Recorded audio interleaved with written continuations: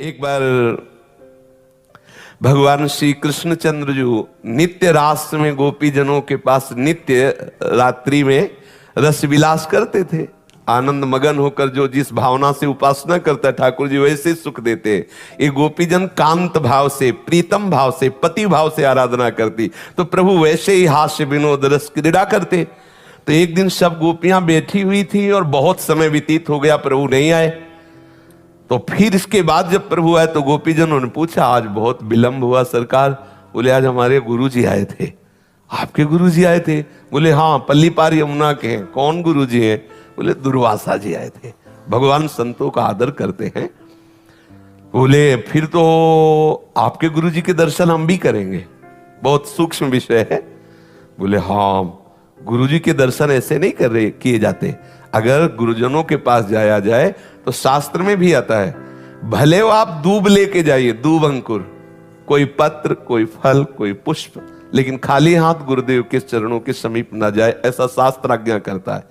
गोपीजनों ने कहा, पत्र पुष्प फल क्यों ले जाएंगे, हम तो बढ़िया ले जाएंगे, गुलाब जामुन, पुआ, खीर, पूड़ी, अभी हम सब मिलकर तैयार किए।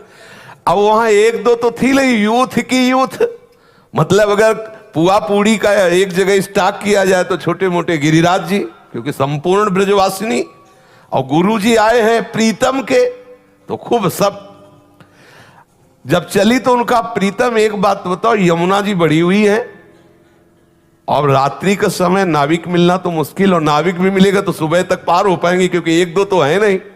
तो उनका यमुना जी से कहना, यदि श्री कृष्ण अखंड बाल ब्रह्मचारी हैं तो मार्ग दे दो।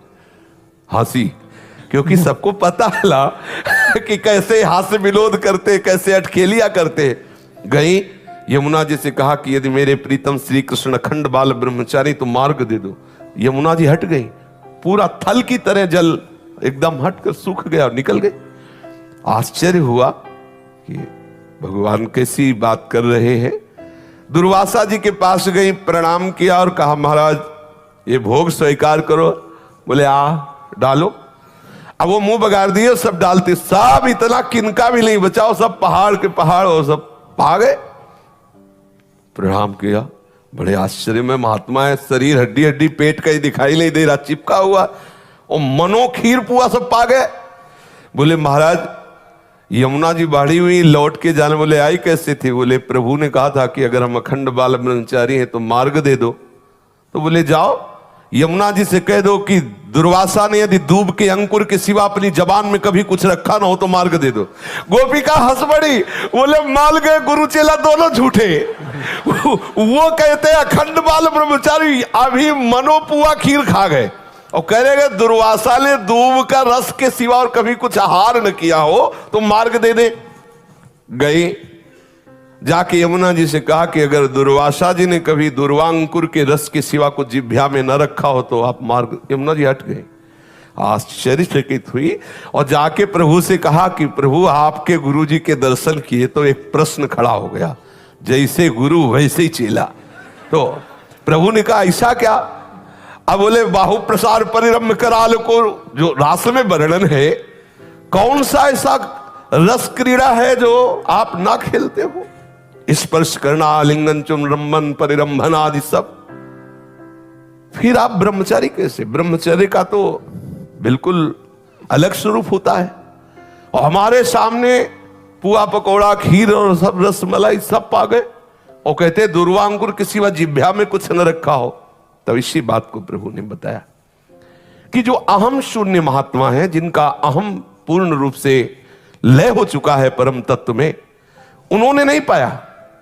तुम्हारी इच्छा थी, तुमने उनको ऐसे डाल, तो पूरे सृष्टि के मुख में जैसे जा रहा है ऐसे उनके मुख में जा रहा है। वो अहम भोक्ता बन के नहीं पा रहे, इसलिए उन्होंने नहीं पाया।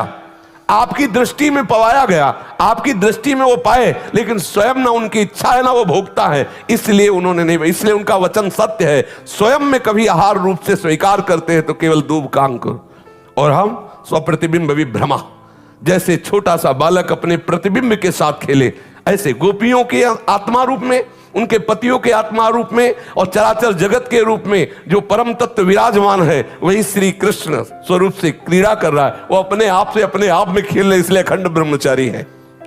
स्वप्रतिबिंब विभ्रमा, जैसे छोटा सा बालक कांच के मंदिर में अपने ही प्रतिबिंब से खेलता है, ऐसे गोपी नाम च तत्पति नाम सर्वेशाम में उच्च। गोपियों के पति और सब चराचर जगत की जो आत्मा है वही अपने आप से अपने आप में खेल रहा है, इसलिए अखंड ब्रह्मचारी।